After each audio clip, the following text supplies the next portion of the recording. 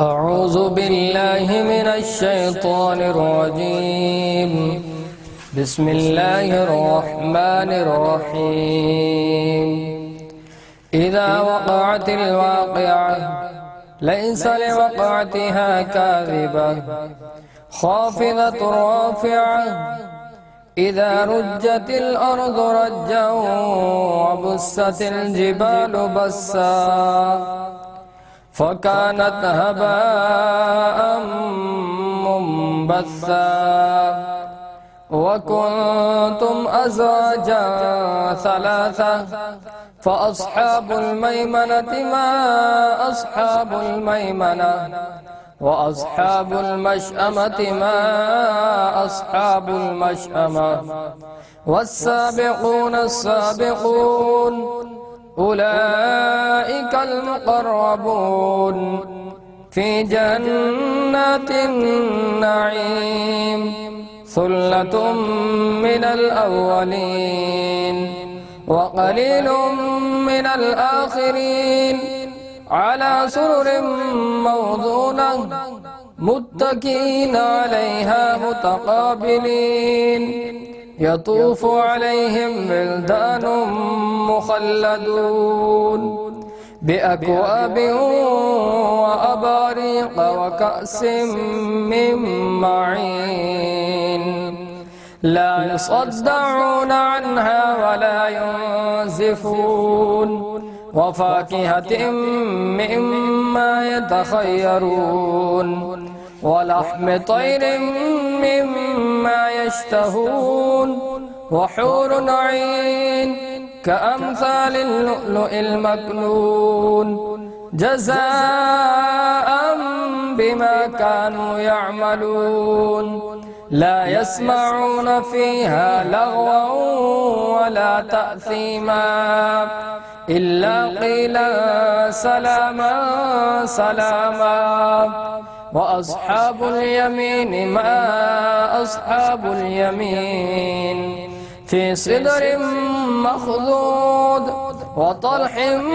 منضود وظل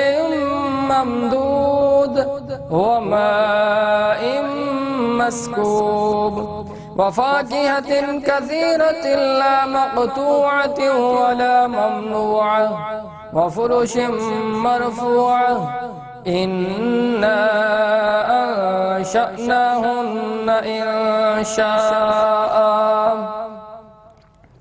فجعلناهن أبكارا عربا أترابا لأصحاب اليمين ثلة من الأولين وثلة من الآخرين وأصحاب الشمال ما أصحاب الشمال في سموم وحميم وظل من يحموم لا بارد ولا كريم إنهم كانوا قبل ذلك مترفين وكانوا يصرون على الحنث العظيم وكانوا يقولون أئذا متنا وكنا ترابا وعظاما أئنا لمبعوثون أو آباؤنا الأولون قل إن الأولين والآخرين لمجموعون إلى ميقات يوم معلوم ثم إنكم أيها الضالون المكذبون لآكلون من شجر من زقوم فمالئون منها البطون فشاربون عليه من الحميم فشاربون شرب الهيم هذا نزلهم يوم الدين نحن خلقناكم فلولا تصدقون أفرأيتم ما تمنون أأنتم تخلقونه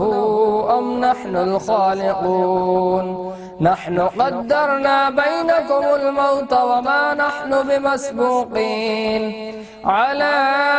أن نبدل أمثالكم وننشئكم فيما لا تعلمون ولقد علمتم النشأة الأولى فلولا تذكرون أفرأيتم ما تحرثون أأنتم تزرعونه أم نحن الزارعون لو نشاء لجعلناه حطاما فظلتم تفكهون إنا لمغرمون بل نحن محرومون أفرأيتم الماء الذي تشربون أأنتم أنزلتموه من المزن أم نحن المنزلون لو نشاء جعلناه أجاجا فلولا تشكرون أفرأيتم النار التي تورون أأنتم أنشأتم شجرتها أم نحن المنشئون نحن جعلناها تذكرة ومتاعا للمقوين فسبح باسم ربك العظيم فلا أقسم بمواقع النجوم وإنه لقسم لو تعلمون عظيم إنه لقرآن كريم في كتاب مكنون لا يمسه إلا المطهرون تنزيل من رب العالمين أفبهذا الحديث أنتم مدهنون وتجعلون رزقكم أنكم تكذبون فلولا إذا بلغت الحلقوم وأنتم حينئذ تنظرون ونحن أقرب إليه منكم ولكن لا تبصرون فلولا إن كنتم غير مدينين ترجعونها إن كنتم صادقين فأما إن كان من المقربين فروح وريحان وجنة نعيم وأما إن